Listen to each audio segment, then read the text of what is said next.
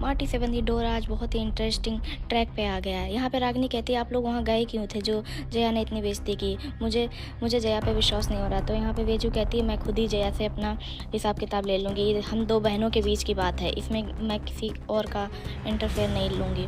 यहाँ पर सभी जया और कुणाल को गिफ्ट दे रहे थे और फ़ोटो खिंचा रहे होते, लेकिन जया वहीं पे खोई होती है ख़्यालों में। तो यहाँ पे कुणाल कहता है ऐसे वेडिंग एल्बम में हम दोनों की फ़ोटो कैसे आएगी। अच्छी हम लोग देखेंगे देखेंगे तो क्या कहेंगे। वहाँ पर एक गिफ्ट आता है, वो कहता है कि आप अभी खोलिए जिससे आपकी ज़िंदगी अभी बदल जाएगी। तो वहाँ पे वो डाइवोर्स पेपर होता है कुणाल की शादी का, जिसमें कुणाल ने साइन किए होते और उसकी वाइफ ने नहीं किए होते।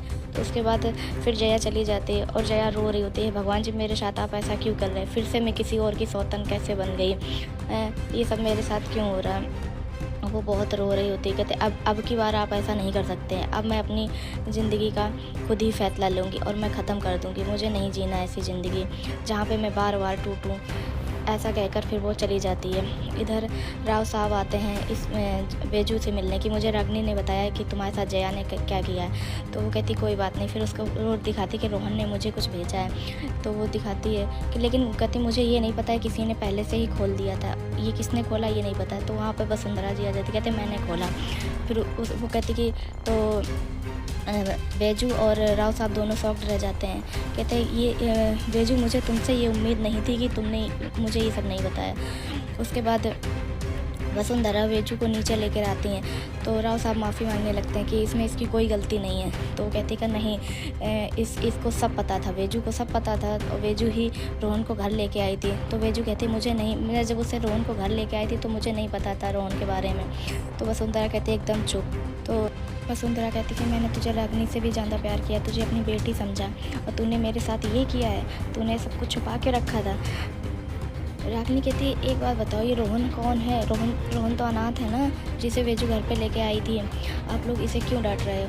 तो राव साहब कहते कि चुप, रोहन अनाथ नहीं है। तो सभी लोग शॉक्ड रह जाते हैं, उसकी तरफ देखने लगती है कि ये सब लोग ऐसा क्यों कह रहे हैं।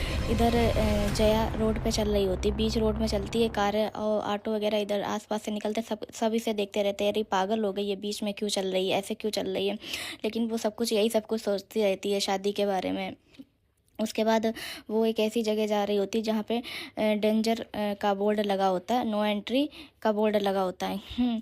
और वो अपनी शादी के बारे में सोच रही होती है कि बिल्डिंग में डायनामाइट का लगे होते हैं और डेंजर का बोर्ड भी लगा होता है, लेकिन वो ये सब कुछ भी नहीं देखती, बस वो अंदर घुसते जाते हैं। इधर वसुंधरा बेजू को बहुत डांटती रहती हैं और उसको घर से बाहर निकालने के लिए भी बोलती हैं कि अब तू इस घर में नहीं रह सकती, अब इस घर में तेरी जगह नहीं है।